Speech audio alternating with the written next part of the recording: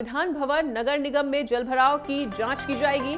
31 जुलाई को बारिश से जलमग्न हुआ था शहर के कई प्रमुख स्थानों पर जलभराव की स्थिति पैदा हुई थी। महापौर ने नगर आयुक्त को जांच के निर्देश दिए थे। वहीं मेयर के निर्देश पर नगर आयुक्त कई बिंदुओं पर जांच करेगा। जांच में जलभराव के कारणों को भी तलाशा जाएगा। तो जलभराव के लिए कौन जिम्मेदार है, इसकी भी जांच होगी। तो देखिए, इस बार की बारिश में कई ऐसे स्थान थे जो जलमग्न हो गए थे, जिसकी अब जांच होगी कि जलभराव के क्या कुछ खास कारण रहे। तो विधान भवन नगर निगम में जलभराव की जांच होगी। 31 जुलाई को बारिश से जलमग्न हुआ था शहर, और उसके बाद शहर के कई प्रमुख स्थानों पर भी जलभराव हुआ था। ऐसे में अब इसकी जांच होगी। जांच के निर्देश महापौर ने दिए हैं। मेयर के निर्देश पर ही नगर आयुक्त कई बिंदुओं पर जांच करेंगे। तो जांच में जलभराव के कारणों को तलाशा जाएगा और इसके लिए कौन जिम्मेदार है, इसकी भी जांच होगी। और इससे बड़ी खबर पर अधिक जानकारी के लिए हमारे साथ हमारे प्रमुख संवाददाता लालचंद जुड़ चुके हैं। लालचंद, देखिए, 31 जुलाई को बारिश में तमाम ऐसे जगह थे जो जलमग्न हो गए थे, जिसकी अब जांच होगी और जांच के लिए महापौर ने निर्देश भी दिए हैं। पूरे मामला क्या है और पूरे मामले को लेकर ताजा अपडेट क्या कुछ आपके पास? बिल्कुल मनीषा, आपको बता दूं, विधानसभा सत्र चल रहा था। इस दौरान मानसून ने जिस तरीके से दस्तक दी थी और लगातार जो बारिश हुई, उसकी वजह से विधान भवन में जलभराव की स्थिति देखने को मिली।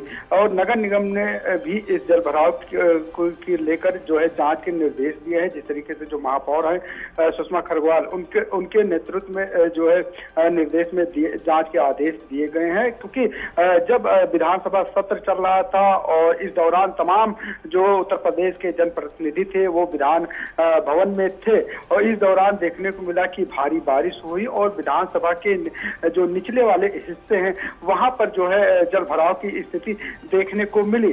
जिसके बाद जो है अब कहीं न कहीं उस जलभराव की स्थिति को लेकर जांच के निर्देश दिए गए हैं, और ये भी कहा गया है कि जो भी इसमें दोषी होगा उसके खिलाफ कार्रवाई की जाएगी, और जो जलभराव के लिए जो जिम्मेदार कौन है, इसकी भी जांच अब की जानी है। जी बिल्कुल लालचंद, और ये जांचा भी जाना चाहिए, क्योंकि देखिए, कुछ ऐसी जगह हैं जो काफी ज्यादा वीआईपी मानी जाती हैं, और ऐसी जगह पर जलभराव होना वाकई में कई सवालिया निशान खड़ा होता है।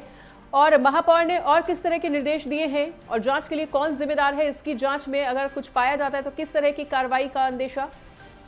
देखिए, कहीं ना कहीं जब उत्तर प्रदेश का जो विधान भवन है, जहां से शासन सत्ता चलती है, ऐसे में इस जगह पर जलभराव होना जाहिर सी बात है एक बड़ा सवाल खड़ा करता है। सबसे बड़ा सवाल खड़ा ये होता है कि जहां पर उत्तर प्रदेश के मुख्यमंत्री बैठते हैं, जहां पर विधायक है, सांसद है, जो विधायक है एमएलसी है, वो यहाँ पर पहुंचते हैं। और जब ये जलभराव की स्थिति पैदा हुई थी विधान भवन में, तब विधानसभा सत्र चल रहा था, और इस दौरान जलभराव की स्थिति होना जाहिर सी बात है तमाम सवाल खड़े करते हैं कि जब उत्तर प्रदेश की विधान भवन का ये हाल है तो और जिलों का और शहरों का क्या हाल होगा, इससे साफ अंदाजा लगाया जा सकता है। और यही वजह है कि इसको लेकर जो लखनऊ की महापौर है सुषमा खरगवाल, उन्होंने जांच के निर्देश दिए हैं, और ये भी कहा है कि जो जांच होगी, जो भी दोषी होगा उनके खिलाफ कड़ी कार्रवाई की जाएगी। यानी कि ये माना जाए कि जो विधान भवन में जलभराव की स्थिति पैदा हुई थी उसमें कौन जिम्मेदार है, जो जलभराव की स्थिति का, उसको लेकर भी अब ये जो जांच कमेटी बनाई गई है, जांच के निर्देश दिए गए हैं और भ्रष्टाचार को कतई बर्दाश्त नहीं किया जाएगा। सीएम योगी आदित्यनाथ की जीरो टॉलरेंस नीति के तहत निर्देश दिए गए हैं। फिलहाल तमाम जानकारी को साझा करने के लिए आपका बहुत बहुत शुक्रिया।